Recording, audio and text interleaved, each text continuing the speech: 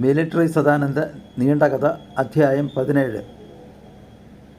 Military Sadanand എന്ന നീണ്ട കഥയുടെ അധ്യായങ്ങൾ 1 മുതൽ 16 വരെയുള്ളവയുടെ സംഗ്രഹം ഓർമ്മിക്കുവാൻ വേണ്ടി താഴെ കൊടുക്കുന്നു. മിലിട്ടറിയിൽ ജോലിയുള്ള സദാനന്ദ് നാട്ടിൽ പോകുവാനായി ലുധിയാന സ്റ്റേഷനിലെത്തുന്നു. ചില കാരണങ്ങളാൽ അയാൾക്ക് അന്നത്തെ ട്രെയിൻ കിട്ടാതെ വരുന്നു. അതിനാൽ സ്റ്റേഷൻ അടുത്തുള്ള ഒരു ലോഡ്ജിൽ താമസിക്കുന്നു. രാത്രിയിൽ ഏതോ ഒരു പെൺകുട്ടി വന്ന് കതകിൽ മുട്ടുന്നു. ലക്ഷ്മി എന്ന അവളെ കതക് തുറന്ന് അകത്ത് കയറ്റിയപ്പോൾ അവളെ പിടിക്കാനായി കുറേ ഗുണ്ടകൾ ഓടിച്ചതാണെന്നും അവളെ രക്ഷിക്കണമെന്നും പറയുന്നു. അയാൾ അവളെ സ്വന്തം സഹോദരിയെപ്പോലെ കരുതി രക്ഷിക്കുന്നു. ലത്തീഫ് എന്ന അവളുടെ അയൽവാസിയായിരുന്ന് അവളെ പലതും പറഞ്ഞ് വ്യാമോഹിപ്പിച്ച് ലുധിയാനയിൽ കൊണ്ടുവന്നതെന്ന് അവൾ പറയുന്നു. കല്യാണം കഴിക്കാതെ ലത്തീഫ് അവളെ പ്രാപിക്കാൻ ഒരുങ്ങുമ്പോൾ അവൾ വഴങ്ങുന്നില്ല. അതിനാൽ അവൻ അവളെ ആർക്കോ വിൽക്കാൻ ശ്രമിക്കുന്നു. അതുകൊണ്ട് അവനെയും അവൻ്റെ കൂടെ ഉണ്ടായിരുന്ന ഗുണ്ടകളെയും സദാനന്ദ് കീഴ്പ്പെടുത്തി പോലീസിൽ ഏൽപ്പിക്കുന്നു. അവൾക്ക് ലുധിയാനയിൽ ജോലിയില്ലാത്തതുകൊണ്ടും താമസിക്കാൻ ഇടമില്ലാത്തതുകൊണ്ടും സ്വന്തം വീട്ടിൽ ഉടനെ പോയി വീട്ടുകാരെ നേരിടാൻ വയ്യാത്തതുകൊണ്ടും അവൾ സദാനന്ദിൻ്റെ വീട്ടിൽ പോകുന്നു. സദാനന്ദിന് അച്ഛനും അമ്മയും കൂടാതെ സരോജം, സീമന്തിനി എന്ന് 2 ഇളയ സഹോദരിമാർ കൂടിയുണ്ട്. സദാനന്ദ് വീട്ടിൽ വന്നപ്പോൾ ലക്ഷ്മി കൂടി അവിടെ താമസിക്കുവാൻ ഉള്ളതുകൊണ്ട് ലക്ഷ്മിയെ അവിടെ നിർത്താൻ സദാനന്ദിൻ്റെ അമ്മയ്ക്ക് ഇഷ്ടമില്ല. അതിനാൽ കുറച്ചകലെ ഒറ്റയ്ക്ക് താമസിക്കുന്ന സ്വമേധയാ പെൻഷൻ പറ്റിയ സദാനന്ദിൻ്റെ അപ്പച്ചിയായ കാർത്തിയുടെ വീട്ടിൽ അവരോടൊപ്പം താമസിക്കുവാൻ പറഞ്ഞയക്കുന്നു. ഒരു ദിവസം അപ്പച്ചിക്ക് നെഞ്ചുവേദന വരുന്നു. അതുകൊണ്ട് അപ്പച്ചിയെയും ലക്ഷ്മിയെയും കാണാനായി സദാനന്ദ് അപ്പച്ചിയുടെ വീട്ടിൽ ചെല്ലുന്നു. അന്ന് തന്നെ മടങ്ങുന്നു. കുറേ ദിവസങ്ങൾ കഴിഞ്ഞപ്പോൾ ശരിയായിട്ട് ചികിത്സ ചെയ്യാഞ്ഞത് മൂലം അപ്പച്ചിക്ക് വീണ്ടും നെഞ്ചുവേദന വരുന്നു. അതുകൊണ്ട് ഹോസ്പിറ്റലിലെ ICUവിൽ പ്രവേശിപ്പിക്കുന്നു. അപ്പച്ചിയെ കാണുവാനായി സ്വന്തം ചേട്ടൻ രാമചന്ദ്രനും മകൻ സദാനന്ദനും കൂടി ഹോസ്പിറ്റലിൽ ചെന്ന് കാണുന്നു. താമസിയാതെ അവർ കണ്ടിട്ട് തിരിച്ചു പോകുന്നു. 3-ാം ദിവസം അപ്പച്ചിയെ ഡിസ്ചാർജ് ചെയ്ത് വീട്ടിൽ കൊണ്ടുവരുന്നു. അന്ന് മുതൽ ലക്ഷ്മിക്ക് അപ്പച്ചിയെ അമ്മയെ ഒറ്റയ്ക്ക് കിടത്താൻ ഇഷ്ടമില്ലാത്തതുകൊണ്ട് അവളും കൂടി ആ മുറിയിൽ കിടക്കുന്നു. അവർ ലക്ഷ്മിയെ കല്യാണം കഴിക്കാൻ പ്രേരിപ്പിക്കുന്നു. എന്നാൽ അവൾ ഒരു തരത്തിലും വഴങ്ങുന്നില്ല. അപ്പോൾ കാർത്തികയ്ക്ക് തൻ്റെ സഹപാഠിയായ കാർത്തികേയനുമായി ഉണ്ടായിരുന്ന സ്വന്തം പ്രണയബന്ധത്തെക്കുറിച്ചും കല്യാണത്തോളം എത്തിയ ആ ബന്ധം തുടർന്ന് പോകുവാൻ പറ്റാതായ സാഹചര്യങ്ങളും മറ്റും ലക്ഷ്മിയോട് അവർ വിശദമായി പറയുന്നു. മിലിട്ടറി സദാനന്ദ് എന്ന നീണ്ടകഥയുടെ അധ്യായം 17 തുടർന്ന് വായിക്കുക. മിലിട്ടറി സദാനന്ദ് നീണ്ടകഥ അധ്യായം 17. സദാനന്ദിൻ്റെ അപ്പച്ചിയായ കാർത്തികയും കൂട്ടുകാരനായ കാർത്തികേയനും കോളേജിലെ പഠിത്തമെല്ലാം കഴിഞ്ഞ് 2 പേർക്കും ജോലിയായി. കാർത്തിക വില്ലേജ് അസിസ്റ്റൻറ്റും കാർത്തിക് ഇൻകം ടാക്സ് ഓഫീസറും. ഞങ്ങൾ തമ്മിലുള്ള കല്യാണത്തെക്കുറിച്ച് കാര്യമായി ചിന്തിച്ചപ്പോഴാണ് പ്രശ്നങ്ങളുടെ ഗൗരവം കാർത്തികയ്ക്ക് മനസ്സിലാകുന്നത്. അദ്ദേഹത്തിൻ്റെ കുടുംബ പശ്ചാത്തലമാണ് പ്രശ്നങ്ങൾക്ക് മുഴുവൻ കാരണം. രോഗാതുരായ പ്രായമുള്ള അച്ഛനും അമ്മയും. പറമ്പിൽ കുറേ ഭാഗം വിറ്റ് ചികിത്സ നടത്തിയിട്ടും ഫലമുണ്ടായില്ല. എങ്കിലും ചികിത്സ തുടർന്നുകൊണ്ടേയിരുന്നു. മൂത്ത ജ്യേഷ്ഠൻ ഒരു ഇലക്ട്രീഷ്യനായിരുന്നു. കാര്യമായ വരുമാനമൊന്നും ഇല്ലായിരുന്നു. ജ്യേഷ്ഠന് മക്കളായി 5 വയസ്സുള്ള ഒരു ആൺകുട്ടിയും 3 വയസ്സുള്ള ഒരു പെൺകുട്ടിയും. കുട്ടികളുടെ അമ്മയ്ക്ക് വീട്ടുജോലിയായിരുന്നു. ആ ഇടയ്ക്ക് തന്നെ ജീവിത പ്രാരാബ്ദങ്ങൾ വർദ്ധിച്ചതുമൂലം ജ്യേഷ്ഠന് മാനസിക പ്രശ്നങ്ങൾ ഉണ്ടാവുകയും ജോലിക്ക് തീരെ പോകുവാൻ സാധിക്കാതെ വരികയും ചെയ്തു. അതോടെ വീട്ടുചിലവുകൾ മുഴുവനും കാർത്തിക് ഒറ്റയ്ക്ക് ഏറ്റെടുത്തു. എനിക്കത് തീരെ ഇഷ്ടപ്പെട്ടില്ല. ഞാനത് സൂചിപ്പിക്കുകയും ചെയ്തു. കാർത്തികിന് ഒരു തമാശയായിട്ടാണ് തോന്നിയത്. കല്യാണ തീയതി നിശ്ചയിച്ച അന്ന് ഞാൻ കാർത്തികിനോട് ചോദിച്ചു, നമ്മുടെ കല്യാണം കഴിഞ്ഞാൽ മുന്നോട്ട് എങ്ങനെ ജീവിക്കുവാനാണ് ഉദ്ദേശിക്കുന്നത്? കാർത്തിക്, നമ്മളെല്ലാവരും കൂടി എൻ്റെ വീട്ടിൽ സുഖമായി കഴിയും. എന്താ പോരെ? ഞാൻ, എല്ലാവരും കൂടെയുള്ള താമസം നല്ല സുഖമായിരിക്കും. എന്നാൽ ചെവി തുറന്ന് കേട്ടോളൂ, എനിക്കത് തീരെ ഇഷ്ടമല്ല. അതുകൊണ്ട് എൻ്റെ ആഗ്രഹം ഞാൻ ദൃഢമായി പറയാം. നമ്മുടെ വിവാഹത്തിനടുപ്പിച്ച് തന്നെ ഒരു വീടോ ഫ്ലാറ്റോ നമ്മൾ വാങ്ങും. കല്യാണം കഴിഞ്ഞ അന്ന് മുതൽ താമസിക്കുന്നത് അവിടെ ആയിരിക്കും. അച്ഛനും അമ്മയും ജ്യേഷ്ഠനും കുഞ്ഞുങ്ങളും എല്ലാവരും കൂടി നിങ്ങളുടെ കുടുംബ വീട്ടിൽ കഴിയട്ടെ. വേണമെങ്കിൽ കാർത്തിക്കിന് മാസാമാസം അവർക്കായി കുറച്ച് രൂപ കൊടുക്കാം. എന്താ അതുപോരെ? കാർത്തു, നിനക്ക് എങ്ങനെ ഇത്ര മനുഷ്യത്വമില്ലാതെ പറയാൻ കഴിഞ്ഞു? നിൻ്റെ ഈ തീരുമാനത്തിന് മാറ്റമൊന്നുമില്ലേ? ഞാൻ അവസാനമായി പറയുന്നു, നിൻ്റെ ഈ തീരുമാനത്തിൽ നിന്നും നീ ദയവ് ചെയ്ത് പിന്മാറുക. എൻ്റെ ഈ തീരുമാനം ആദ്യത്തേതും അവസാനത്തേതുമാണ്. അതിൽ കുറഞ്ഞ ഒരു കാര്യവും എനിക്ക് കേൾക്കേണ്ട. കാർത്തിക്, എന്നാൽ എൻ്റെ തീരുമാനം ഇതാണ്. എൻ്റെ വേണ്ടപ്പെട്ടവരെ പിരിഞ്ഞ് എനിക്ക് വേറൊരു ജീവിതമില്ല. അതുകൊണ്ട് കുട്ടികളെല്ലാം ഒരു നിലയിൽ എത്തുന്നത് വരെ എനിക്ക് ആ വീട്ടിൽ കഴിയേണ്ടി വരും. അതുകൊണ്ട് ഞാൻ ആ വീട്ടിൽ അവരോടൊപ്പം കഴിയും. നമ്മുടെ വിവാഹം കഴിഞ്ഞാൽ നിനക്കും ആ വീട്ടിൽ താമസിക്കേണ്ടി വരും. നിനക്ക് അവരോടൊപ്പം കഴിയാൻ പറ്റില്ലെങ്കിൽ നമുക്ക് വിട പറഞ്ഞ് പിരിയാം. നിങ്ങൾക്ക് അവരെ പിരിയാൻ വയ്യെങ്കിൽ ശരി, നമുക്ക് പിരിയാം.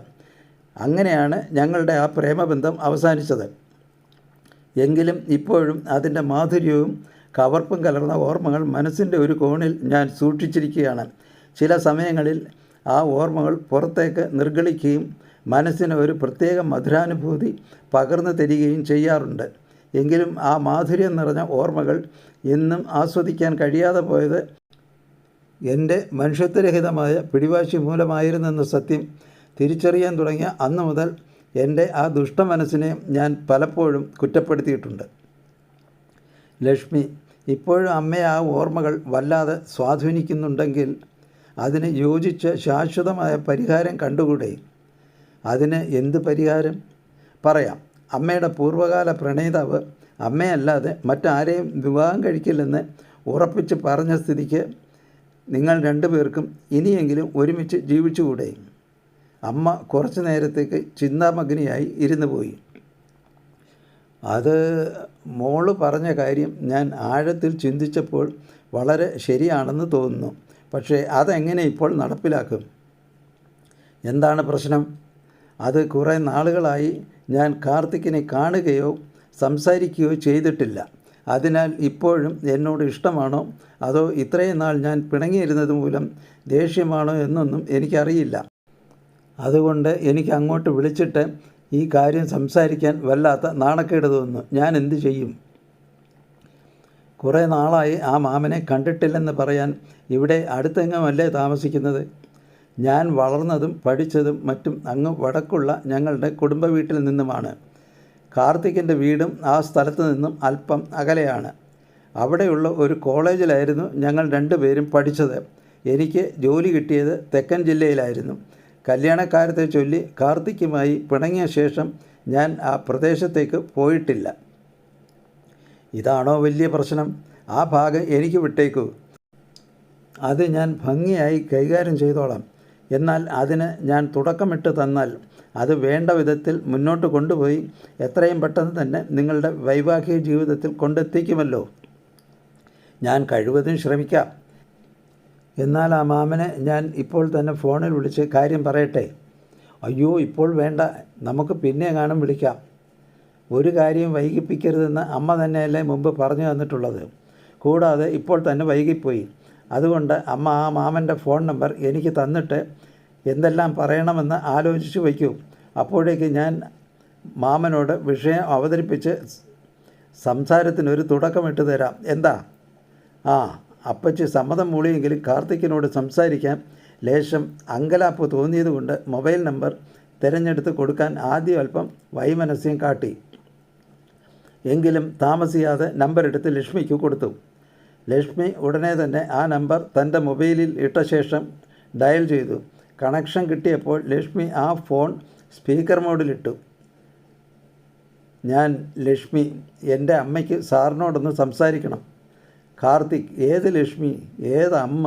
എനിക്ക് നിങ്ങളെ രണ്ടുപേരെയും പരിചയമില്ലാത്തതുകൊണ്ട് എനിക്ക് ആരോടും സംസാരിക്കേണ്ട എന്ന് പറഞ്ഞ ശേഷം മൊബൈൽ കട്ടാക്കി.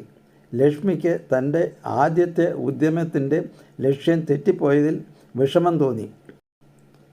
എങ്കിലും തൻ്റെ മനോധൈര്യം വീണ്ടെടുത്തുകൊണ്ട് അവൾ ഒന്നുകൂടി കാൾ ചെയ്തു. സാറേ, ഞാൻ അല്പം മുമ്പ് വിളിച്ച ലക്ഷ്മിയാണ്. ദയവ് ചെയ്ത് സാർ ഫോൺ കട്ട് ചെയ്യരുത്. എൻ്റെ അമ്മയോടൊന്ന് സംസാരിക്കൂ പ്ലീസ്. എന്നിട്ട് അമ്മയ്ക്ക് എന്താണ് പറയാനുള്ളതെന്ന് കേട്ടു നോക്ക്.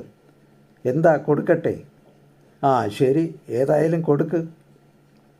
ലക്ഷ്മി ഫോൺ അമ്മയ്ക്ക് കൈമാറിയെന്ന് മനസ്സിലായപ്പോൾ കാർത്തിക് പറഞ്ഞു, ഹലോ, ഞാൻ കാർത്തിക്കാണ്. നിങ്ങൾ ആരാ? നിങ്ങൾക്ക് എന്താണ് എന്നോട് പറയുവാനുള്ളത്? അമ്മയ്ക്കൊന്നും പറയാനാവാതെ തേങ്ങിപ്പോയി. അപ്പോൾ വീണ്ടും കാർത്തിക്, ആഹാ, നിങ്ങൾ കരയുകയാണോ? വെറുതെ കരയാതെ കാര്യം പറയൂ. എൻ്റെ സമയം കൂടി പാഴാക്കാതെ നിങ്ങൾക്ക് എന്തെങ്കിലും പറയാനുണ്ടെങ്കിൽ അത് പറയൂ. ഞാൻ അല്പം തിരക്കിലാണ്. അമ്മ, എന്നെ മനസ്സിലായില്ലേ Karthik? I am very sorry. എല്ലാം എൻ്റെ തെറ്റ് തന്നെയാണ്. കാർത്തിക്, അല്ല, ഇതാരാ എൻ്റെ കാർത്തു? എനിക്ക് വിശ്വസിക്കാൻ കഴിയുന്നില്ല. നീ ആരാണെന്ന് പറയാതെ ആ കുട്ടി അവളുടെ അമ്മയ്ക്ക് എന്നോട് സംസാരിക്കണമെന്ന് പറഞ്ഞപ്പോൾ അവളുടെ അമ്മ വേറെ ഏതോ ഒരു സ്ത്രീ ആയിരിക്കുമെന്നാണ് ഞാൻ വിചാരിച്ചത്. അതുകൊണ്ടാണ് ആദ്യം ഞാൻ ഫോൺ കട്ടാക്കിയത്. ആട്ടെ, നീ ഇപ്പോഴും സുഖമായിരിക്കുകയല്ലേ? കാർത്തു, പൊതുവേ ഞാൻ സുഖമായിരിക്കുന്നു. എന്നാൽ ഒരാഴ്ചയ്ക്ക് മുമ്പ് ഒരു നെഞ്ചുവേദന ഉണ്ടായി. എന്നാൽ ഇപ്പോൾ നോർമലാണ്. ഒരു കുഴപ്പവുമില്ല. ആട്ടെ, കാർത്തിക്കിന് സുഖം തന്നെയല്ലേ? കാർത്തിക്, എനിക്ക് സുഖം തന്നെ. ഒരു കുഴപ്പവുമില്ലാതെ പോകുന്നു. കാർത്തു, നല്ല കാര്യം. വീട്ടിൽ എന്തൊക്കെയുണ്ട് വിശേഷങ്ങൾ? കാർത്തിക്, അച്ഛനും അമ്മയും മരിച്ചിട്ട് 11 വർഷങ്ങൾ കഴിഞ്ഞിരിക്കുന്നു. ജ്യേഷ്ഠൻ്റെ മക്കൾ 2 പേരും പഠിത്തം കഴിഞ്ഞു. മൂത്തവന് ജോലി കിട്ടി. പെൺകുട്ടി ജോലിക്ക് ശ്രമിച്ചുകൊണ്ടിരിക്കുന്നു. ഏതോ ഒരു സാധനം വാങ്ങാനുണ്ടെന്ന് പറഞ്ഞ് 10 വർഷങ്ങൾക്ക് മുമ്പ് കടയിൽ പോയ ജ്യേഷ്ഠൻ ഇന്ന് വരെ തിരിച്ചു വന്നിട്ടില്ല. ജ്യേഷ്ഠൻ്റെ ഭാര്യ 2 വർഷങ്ങൾക്ക് മുമ്പ് അമ്പലത്തിൽ പോയിട്ട് തിരിച്ചു വരുന്ന വഴിക്ക് ഒരു ലോറി ഇടിച്ച് മരിച്ചുപോയി. കുറേ ദാരുണ സംഭവങ്ങൾ ആ വീട്ടിൽ നടന്നല്ലോ. മരിച്ചുപോയ എല്ലാവരുടെയും ആത്മശാന്തിക്കായി ഞാൻ പ്രാർത്ഥിക്കാം. അതെല്ലാം സംഭവിക്കേണ്ടതാണ് കാർത്തു. സംഭവാമി യുഗേ യുഗേ എന്നല്ലേ ഗീതയിൽ പറയുന്നത്? ആട്ടെ, നിൻ്റെ വീട്ടിൽ എന്തൊക്കെയുണ്ട് വിശേഷങ്ങൾ? കുടുംബ വീട്ടിൽ താമസിക്കുന്നത് എൻ്റെ അനിയനും കുടുംബവുമാണ്. അവന് ഭാര്യയും 2 കുട്ടികളുമുണ്ട്. ഏതാണ്ട് 5 കൊല്ലങ്ങൾക്ക് മുമ്പ് ഞാൻ അവിടെ ചെന്നപ്പോൾ അവരുടെ മൂത്ത മകൻ എൻ്റെ മുഖത്ത് 2 പ്രാവശ്യം വെള്ളം കുടഞ്ഞു. അപ്പോൾ ഞാൻ അവനെ വിലക്കി. എന്നിട്ട് അവൻ 3ാമതും അങ്ങനെ ചെയ്തപ്പോൾ എനിക്ക് ദേഷ്യം വന്നു. ഞാൻ അവൻ്റെ തുടയിൽ ഒരു നുള്ളു വെച്ചു കൊടുത്തു. അതിൻ്റെ പേരിൽ അനിയൻ്റെ ഭാര്യയും ഞാനുമായി വഴക്കുണ്ടായി. അതിനുശേഷം ഞാൻ അവിടെ പോയിട്ടില്ല. പിന്നെ എനിക്കൊരു ചേട്ടനാണ് ഉള്ളതെന്ന് അറിയാമല്ലോ. ആ ചേട്ടൻ ഞാൻ താമസിക്കുന്ന സ്ഥലത്ത് നിന്നും 75 കിലോമീറ്ററോളം ദൂരത്തിൽ താമസിക്കുന്നു. ചേട്ടന് 3 മക്കൾ. മൂത്തത് സദാനന്ദ്, മിലിട്ടറിയിൽ ജോലി. അവനിളയത് ഒരു പെണ്ണ്, പേര് സരോജിനി, ഹൈസ്കൂൾ ടീച്ചർ. അവൾക്കിളയത് ഒരു പെൺകുട്ടി, പേര് സീമന്തിനി, 12ാം ക്ലാസ്സിൽ പഠിക്കുന്നു. പുതിയ ഒരു അതിഥി കൂടി വന്നിട്ടുണ്ട്. അയാളെക്കുറിച്ച് ഞാൻ പിന്നെ പറയാം. ശരി, ആട്ടെ, നമ്മളെ തമ്മിൽ സംസാരിപ്പിക്കാൻ ഇടനിലക്കാരിയായി പ്രവർത്തിച്ച ആ കുട്ടി ഏതാണ്? അവൾ എൻ്റെ മോളാണ്. നിൻ്റെ മോളോ? അപ്പോൾ നിൻ്റെ വിവാഹമൊക്കെ കഴിഞ്ഞോ? പിന്നെ എന്നേ നമ്മുടെ വിവാഹം കഴിഞ്ഞതാണ്. അതൊക്കെ എൻ്റെ കാർത്തിക് മറന്നുപോയി. എനിക്ക് അതൊരടഞ്ഞ അധ്യായമായിട്ട് വർഷങ്ങളായി. എന്നാൽ നീ ഇന്നത് പറഞ്ഞപ്പോൾ എനിക്ക് ആ സംഭവം ഓർമ്മ വരുന്നു. അന്നൊരിക്കൽ നിങ്ങളുടെ വീട്ടിനടുത്തുള്ള അമ്പലത്തിലെ വിഗ്രഹത്തിൽ ചാർത്താനായി നീ വീട്ടിൽ നിന്നും മാല കെട്ടിക്കൊണ്ട് വന്നത് ഞാൻ ബലമായി പിടിച്ചെടുത്തത് നിനക്ക് തീരെ ഇഷ്ടപ്പെട്ടില്ലായിരുന്നല്ലോ. എന്നാൽ അല്പനേരത്തെ പരിശ്രമഫലമായി എനിക്ക് നിന്നെ അനുനയിപ്പിക്കാൻ കഴിഞ്ഞു. അനന്തരം ഈശ്വര സന്നിധിയിൽ വെച്ച് നിൻ്റെ മൗനാനുവാദത്തോടെ ഞാൻ ആ മാല നിൻ്റെ കഴുത്തിൽ ചാർത്തി. ഇത്രയുമല്ലേ അന്നും പിന്നീടും നടന്നിട്ടുള്ളൂ? ഇത്രയുമല്ല നടന്നിട്ടുള്ളത് എന്നതിൻ്റെ മറുപടി ഞാൻ വേറൊരു കാര്യം പറഞ്ഞതിന് ശേഷം പറയാം.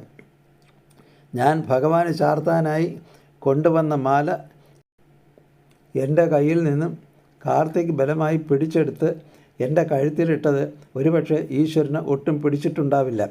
അതുകൊണ്ടുണ്ടായ ദൈവകോപത്തിൻ്റെ പരിണിത ഫലമായിരിക്കാം നമ്മുടെ വിവാഹം മുടങ്ങിപ്പോയത്. കാരണം അതല്ല കാർത്തികേ, ഞാൻ നേരത്തെ പറഞ്ഞിരുന്നില്ലേ സംഭവാമി യുഗേ യുഗേ എന്ന്.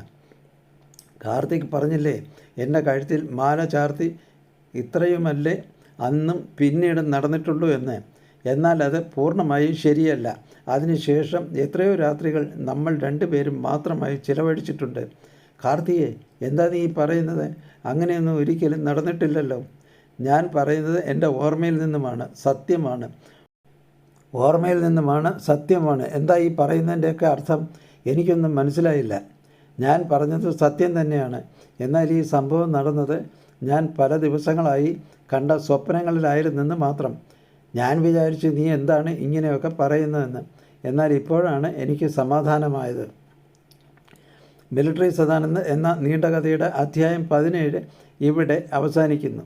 ഈ കഥയുടെ അധ്യായം 18 ഉടനെ ആരംഭിക്കുന്നതാണ്. എല്ലാ മാന്യ ശ്രോതാക്കൾക്കും നന്ദി, നമസ്കാരം.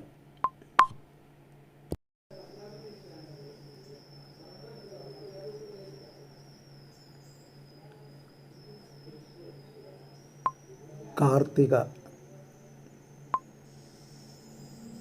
ഞാൻ വളർന്നതും പഠിച്ചതും മറ്റും അങ്ങ് വടക്കുള്ള ഞങ്ങളുടെ കുടുംബ വീട്ടിൽ നിന്നുമാണ്. കാർത്തികിൻ്റെ വീടും ആ സ്ഥലത്ത് നിന്നും അല്പം അകലെയാണ്. അവിടെയുള്ള ഒരു കോളേജിലായിരുന്നു ഞങ്ങൾ രണ്ടുപേരും പഠിച്ചത്. എനിക്ക് ജോലി കിട്ടിയത് തെക്കൻ ജില്ലയിലായിരുന്നു. കല്യാണക്കാര്യത്തെ ചൊല്ലി കാർത്തിക്കുമായി പിണങ്ങിയ ശേഷം ഞാൻ ആ പ്രദേശത്തോട്ട് പോയിട്ടില്ല. ലക്ഷ്മി, ഇതാണോ വലിയ പ്രശ്നം? ആ ഭാഗം എനിക്ക് വിട്ടേക്കൂ. അത് ഞാൻ ഭംഗിയായി കൈകാര്യം ചെയ്തോളാം. എന്നാൽ അതിന് ഞാൻ തുടക്കമിട്ട് തന്നാൽ പെട്ടെന്ന് തന്നെ നിങ്ങളുടെ വൈവാഹിക ജീവിതത്തിൽ കൊണ്ടെത്തിക്കുമല്ലോ. കാർത്തിക, ഞാൻ കഴിവതും ശ്രമിക്കാം. ലക്ഷ്മി, എന്നാൽ ആ മാമനെ ഞാൻ ഇപ്പോൾ തന്നെ ഫോണിൽ വിളിച്ച് കാര്യം പറയട്ടെ. കാർത്തിക, അയ്യോ ഇപ്പോൾ വേണ്ട, നമുക്ക് പിന്നെങ്ങാനും വിളിക്കാം. ലക്ഷ്മി, ഒരു കാര്യവും വൈകിപ്പിക്കരുതെന്ന് അമ്മ തന്നെയല്ലേ മുമ്പ് പറഞ്ഞു തന്നിട്ടുള്ളത്. കൂടാതെ ഇപ്പോൾ തന്നെ വൈകിപ്പോയി. അതുകൊണ്ട് അമ്മ ആ മാമൻ്റെ ഫോൺ നമ്പർ എനിക്ക് തന്നിട്ട് എന്തെല്ലാം പറയണമെന്ന് ആലോചിച്ച് വയ്ക്കൂ. അപ്പോഴേക്ക് ഞാൻ മാമനോട് വിഷയം അവതരിപ്പിച്ച് സംസാരത്തിനൊരു തുടക്കമിട്ട് തരാം. എന്താ? കാർത്തിക, അപ്പച്ചി സമ്മതം മൂളിയെങ്കിലും കാർത്തിക്കിനോട് സംസാരിക്കാൻ ലേശം അങ്കലാപ്പ് തോന്നിയതുകൊണ്ട് മൊബൈൽ നമ്പർ തിരഞ്ഞെടുത്ത് കൊടുക്കുവാൻ ആദ്യം അല്പം വൈമനസ്യം കാട്ടിയെങ്കിലും താമസിയാതെ നമ്പർ എടുത്ത് ലക്ഷ്മിക്ക് കൊടുത്തു. ലക്ഷ്മി ഉടനെ തന്നെ ആ നമ്പർ തൻ്റെ മൊബൈലിൽ ഇട്ട ശേഷം ഡയൽ ചെയ്തു. കണക്ഷൻ കിട്ടിയപ്പോൾ ലക്ഷ്മി ആ ഫോൺ സ്പീക്കർ മോഡിലിട്ടു. ഞാൻ ലക്ഷ്മി, എൻ്റെ അമ്മയ്ക്ക് സാറിനോടൊന്ന് സംസാരിക്കണം. കാർത്തിക്, ഏത് ലക്ഷ്മി, ഏതമ്മ? എനിക്ക് നിങ്ങളെ രണ്ടുപേരെയും പരിചയമില്ലാത്തത് കൊണ്ട് എനിക്ക് ആരോടും സംസാരിക്കണ്ട എന്ന് പറഞ്ഞ ശേഷം മൊബൈൽ കട്ടാക്കി. ലക്ഷ്മിക്ക് തൻ്റെ ആദ്യത്തെ ഉദ്യമത്തിൻ്റെ ലക്ഷ്യം തെറ്റിപ്പോയതിൽ വിഷമം തോന്നി. എങ്കിലും തൻ്റെ മനോധൈര്യം വീണ്ടെടുത്തുകൊണ്ട് അവൾ ഒന്നുകൂടി കാൾ ചെയ്തു. സാറേ, ഞാൻ അല്പം മുമ്പ് വിളിച്ച ലക്ഷ്മിയാണ്. ദയവ് ചെയ്ത് സാർ ഫോൺ കട്ട് ചെയ്യരുത്. എൻ്റെ അമ്മയോടൊന്ന് സംസാരിക്കൂ പ്ലീസ്. എന്നിട്ട് അമ്മയ്ക്ക് എന്താണ് പറയാനുള്ളതെന്ന് കേട്ടു നോക്ക്. എന്താ, കൊടുക്കട്ടെ? കാർത്തിക്, ശരി, ഏതായാലും കൊടുക്ക്. ലക്ഷ്മി ഫോൺ അമ്മയ്ക്ക് കൈമാറിയെന്ന് മനസ്സിലായപ്പോൾ കാർത്തിക് പറഞ്ഞു, ഹലോ, ഞാൻ കാർത്തിക്കാണ്. നിങ്ങളാരാ? നിങ്ങൾക്കെന്താണ് എന്നോട് പറയുവാനുള്ളത്? അമ്മയ്ക്കൊന്നും പറയാനാവാതെ തേങ്ങിപ്പോയി. അപ്പോൾ വീണ്ടും കാർത്തിക്, നിങ്ങൾ കരയുകയാണോ? വെറുതെ കരയാതെ കാര്യം പറയൂ. എൻ്റെ സമയം കൂടി പാഴാക്കാതെ നിങ്ങൾക്ക് എന്തെങ്കിലും പറയാനുണ്ടെങ്കിൽ അത് പറയൂ. ഞാൻ അല്പം തിരക്കിലാണ്. അമ്മ, എന്നെ മനസ്സിലായില്ലേ Karthik? I am very sorry. എല്ലാം എൻ്റെ തെറ്റ് തന്നെയാണ്. കാർത്തിക്, അല്ല, ഇതാരാ? എൻ്റെ കാർത്തുവോ? എനിക്ക് വിശ്വസിക്കാൻ കഴിയുന്നില്ല. നീ ആരാണെന്ന് പറയാതെ ആ കുട്ടി അവളുടെ അമ്മയ്ക്ക് എന്നോട് സംസാരിക്കണമെന്ന് പറഞ്ഞപ്പോൾ അവളുടെ അമ്മ വേറെ ഏതോ ഒരു സ്ത്രീ ആയിരിക്കുമെന്നാണ് ഞാൻ വിചാരിച്ചത്. അതുകൊണ്ടാണ് ആദ്യം ഞാൻ ഫോൺ കട്ടാക്കിയത്. ആട്ടെ, നീ ഇപ്പോഴും സുഖമായിരിക്കുകയല്ലേ? കാർത്തു, പൊതുവേ ഞാൻ സുഖമായിരിക്കുന്നു. എന്നാൽ ഒരാഴ്ചയ്ക്ക് മുമ്പ് ഒരു നെഞ്ചുവേദന ഉണ്ടായി. എന്നാൽ ഇപ്പോൾ നോർമലാണ്. ഒരു കുഴപ്പവുമില്ല. ആട്ടെ, കാർത്തിക്കിന് സുഖം തന്നെയല്ലേ? കാർത്തിക്, എനിക്ക് സുഖം തന്നെ. ഒരു കുഴപ്പവുമില്ലാതെ പോകുന്നു. കാർത്തു, നല്ല കാര്യം. വീട്ടിൽ എന്തുണ്ട് വിശേഷങ്ങൾ? കാർത്തിക്, അച്ഛനും അമ്മയും മരിച്ചിട്ട് 11 വർഷങ്ങൾ കഴിഞ്ഞിരിക്കുന്നു. ജ്യേഷ്ഠൻ്റെ മക്കൾ 2 പേരുടെയും പഠിത്തം കഴിഞ്ഞു. മൂത്തവന് ജോലി കിട്ടി. പെൺകുട്ടി ജോലിക്ക് ശ്രമിച്ചുകൊണ്ടിരിക്കുന്നു. ഏതോ ഒരു സാധനം വാങ്ങാനുണ്ടെന്ന് പറഞ്ഞ് 10 വർഷങ്ങൾക്ക് മുമ്പ് കടയിൽ പോയ ജ്യേഷ്ഠൻ ഇന്ന് വരെ തിരിച്ചു വന്നിട്ടില്ല. ജ്യേഷ്ഠൻ്റെ ഭാര്യ 2 വർഷങ്ങൾക്ക് മുമ്പ് അമ്പലത്തിൽ പോയിട്ട് തിരിച്ചു വരുന്ന വഴിക്ക് ഒരു ലോറി ഇടിച്ച് മരിച്ചുപോയി. കാർത്തിക, കുറേ ദാരുണ സംഭവങ്ങൾ ആ വീട്ടിൽ നടന്നല്ലോ. മരിച്ചുപോയ എല്ലാവരുടെയും ആത്മശാന്തിക്കായി ഞാൻ പ്രാർത്ഥിക്കാം. അതെല്ലാം സംഭവിക്കേണ്ടതാണ് കാർത്തു. സംഭവാമി യുഗേ യുഗേ എന്നല്ലേ ഗീതയിൽ പറയുന്നത്. ആട്ടെ, നിൻ്റെ വീട്ടിൽ എന്തൊക്കെയുണ്ട് വിശേഷങ്ങൾ? കുടുംബ വീട്ടിൽ താമസിക്കുന്നത് എൻ്റെ അനിയനും കുടുംബവുമാണ്. അവന് ഭാര്യയും 2 കുട്ടികളുമുണ്ട്. ഏതാണ്ട് 5 കൊല്ലങ്ങൾക്ക് മുമ്പ് ഞാൻ അവിടെ ചെന്നപ്പോൾ അവരുടെ മൂത്ത മകൻ എൻ്റെ മുഖത്ത് 2 പ്രാവശ്യം വെള്ളം കുടഞ്ഞു. അപ്പോൾ ഞാൻ അവനെ വിലക്കി. എന്നിട്ടും അവൻ 3ാമതും അങ്ങനെ ചെയ്തപ്പോൾ എനിക്ക് ദേഷ്യം വന്നു. ഞാൻ അവൻ്റെ തുടയിൽ ഒരു നുള്ളു വെച്ച് കൊടുത്തു. അതിൻ്റെ പേരിൽ അനിയൻ്റെ ഭാര്യയും ഞാനുമായി വഴക്കുണ്ടായി. അതിനുശേഷം ഞാൻ അവിടെ പോയിട്ടില്ല. പിന്നെ എനിക്കൊരു ചേട്ടനാണുള്ളതെന്ന് അറിയാമല്ലോ. ആ ചേട്ടൻ ഞാൻ താമസിക്കുന്ന സ്ഥലത്ത് നിന്നും 75 കിലോമീറ്ററോളം ദൂരത്തിൽ താമസിക്കുന്നു. ചേട്ടന് 3 മക്കൾ. മൂത്തത് സദാനന്ദ്, മിലിട്ടറിയിൽ ജോലി. അവനിളയത് ഒരു പെണ്ണ്, പേര് സരോജിനി, ഹൈസ്കൂൾ ടീച്ചർ. അവൾക്കിളയത് ഒരു പെൺകുട്ടി, അവളുടെ പേര് സീമന്തിനി, 12ാം ക്ലാസ്സിൽ പഠിക്കുന്നു. പുതിയ ഒരു അതിഥി കൂടി വന്നിട്ടുണ്ട്. അയാളെക്കുറിച്ച് ഞാൻ പിന്നെ പറയാം. ശരി, ആട്ടെ, നമ്മളെ തമ്മിൽ സംസാരിപ്പിക്കാൻ ഇടനിലക്കാരിയായി പ്രവർത്തിച്ച ആ കുട്ടി ഏതാണ്? അവൾ എൻ്റെ മോളാണ്. നിൻ്റെ മോളോ? അപ്പോൾ നിൻ്റെ വിവാഹമൊക്കെ കഴിഞ്ഞോ? പിന്നെ എന്നേ നമ്മുടെ വിവാഹം കഴിഞ്ഞതാണ്. അതൊക്കെ എൻ്റെ കാർത്തിക്ക് മറന്നുപോയോ? എനിക്ക് അതൊരടഞ്ഞ അധ്യായമായിട്ട് വർഷങ്ങളായി. എന്നാൽ നീ ഇന്നത് പറഞ്ഞപ്പോൾ എനിക്ക് ആ സംഭവം ഓർമ്മ വരുന്നു. അന്നൊരിക്കൽ നിങ്ങളുടെ വീട്ടിനടുത്തുള്ള അമ്പലത്തിലെ വിഗ്രഹത്തിൽ ചാർത്താനായി നീ വീട്ടിൽ നിന്നും മാല കെട്ടി കൊണ്ടുവന്നത് ഞാൻ ബലമായി പിടിച്ചെടുത്തത് നിനക്ക് തീരെ ഇഷ്ടപ്പെട്ടില്ലായിരുന്നല്ലോ. എന്നാൽ അല്പനേരത്തെ പരിശ്രമഫലമായി എനിക്ക് നിന്നെ അനുനയിപ്പിക്കാൻ കഴിഞ്ഞു. അനന്തരം ഈശ്വര സന്നിധിയിൽ വെച്ച് നിൻ്റെ മൗനാനുവാദത്തോടെ ഞാൻ ആ മാല നിൻ്റെ കഴുത്തിൽ ചാർത്തി. ഇത്രയുമല്ലേ അന്നും പിന്നീടും നടന്നിട്ടുള്ളൂ. ഇത്രയുമല്ലേ നടന്നിട്ടുള്ളത് എന്നതിൻ്റെ മറുപടി ഞാൻ വേറൊരു കാര്യം പറഞ്ഞതിന് ശേഷം പറയാം. ഞാൻ ഭഗവാന് ചാർത്താനായി കൊണ്ടുവന്ന മാല എൻ്റെ കയ്യിൽ നിന്ന് കാർത്തിക് ബലമായി പിടിച്ചെടുത്ത് എൻ്റെ കഴുത്തിലിട്ടത് ഒരുപക്ഷെ ഈശ്വരന് ഒട്ടും പിടിച്ചിട്ടുണ്ടാവില്ല.